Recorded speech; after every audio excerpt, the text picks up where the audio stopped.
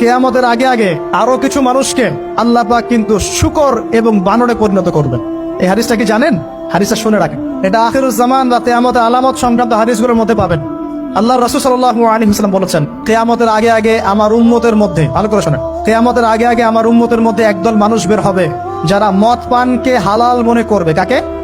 মদ পান করাকে হালাল মনে করবে। যারা বাদ্যযন্ত্র, গায়িকা, নায়িকা এগুলো নিয়ে নর্তকী নাচাবে রাতের বেলা, এগুলোকে হালাল মনে করবে। যারা অশ্লীলতা, বেহায়াপনাকে জায়েজ করে নিবে, ঠিক আছে, এরকম কয়েকটা পাপের কথা বলে নবীজি বলছেন একদিন সকালবেলা আল্লাহ পাক তাদেরকে ঘৃণিত বানরে পরিণত করবে। এটা হবে সামনে, কখন কিভাবে হবে আল্লাহ ভালো জানেন। এবার আমি কনসেপ্টে চলে আসি। এই যে পৃথিবীতে নেমে আসলাম, তাহলে আমরা কোত্থেকে আসছি ভাই? আমরা কি পৃথিবীর অধিবাসী ছিলাম? আমরা জান্নাতে ছিলাম, ওখান থেকে আল্লাহ পাক পাঠিয়েছে। এবার পৃথিবীতে এসে আদম আলাইহিস সালামের যুগে খুব একটা দুর্ঘটনা ঘটে নাই, একটা ঘটেছে। কয়টা? একটা। ভাই হাবিলের কোরবানি কবুল হয়, কাবিলের অন্তর্দাহ হয়, জ্বালা হয়। কেন হাবিলেরটা কবুল হবে, কাবিলের কেন হচ্ছে না? এই হিংসার বশবর্তী হয়ে কাবিল হাবিলকে হত্যা করে ফেলে। হত্যা করে লাশটা দাফন করার পদ্ধতিও তার জানা ছিল না। আল্লাহ কাককে পাঠালেন, কাককে দেখে সে শিখলো। প্রথম দুর্ঘটনা হচ্ছে হাবিল কাবিলের দুর্ঘটনা। বলে রাখি, আজকেও নিজের ভাইয়ের বেশে বহু কাবিল মুসলিম সমাজের মধ্যে ঘুরে বেড়ায়। নিজের ভাইয়ের লেবাসে, পোশাকে, সুরতেই বহু কাবিল এখনো কিন্তু মুসলিম সমাজে ঘুরে বেড়ায়। তো আমরা কাবিলদেরকে কাবিলের পরিণতি সম্পর্কে সচেতন করতে চাই। হাবিল বলেছিল, তুমি যদি আমাকে মারতে আসো, আমি তোমাকে মারার জন্য হাত বাড়াবো না।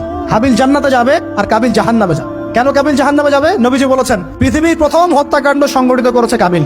এই কারণে পৃথিবীতে যত খুন হবে, সমস্ত খুনের পাপের একটা অংশ কাবিলের আমলনামায় যোগ করা হবে। বলে নাউজুবিল্লাহ। একটা কথা মনে রাখবেন, সদকায়ে জারিয়া যেমন আছে, গুনাহে জারিয়াও আছে। একটা মদের দোকান দিয়েছেন, যত মানুষ মদ খাচ্ছে, সমস্ত গোনার একটা অংশ আপনার কাঁধে আসছে।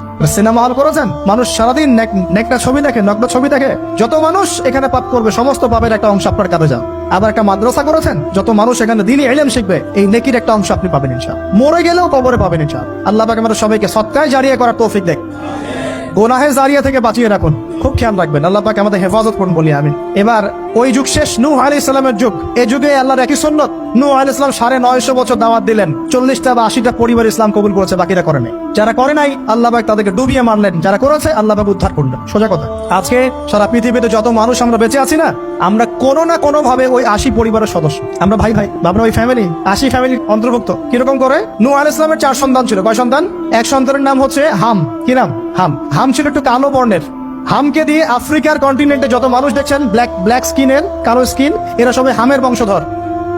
মজা না বিষয়টা? মানুষের অস্তিত্ব পৃথিবীতে, ইতিহাস, এগুলো খুব ইন্টারেস্টিং টপিক।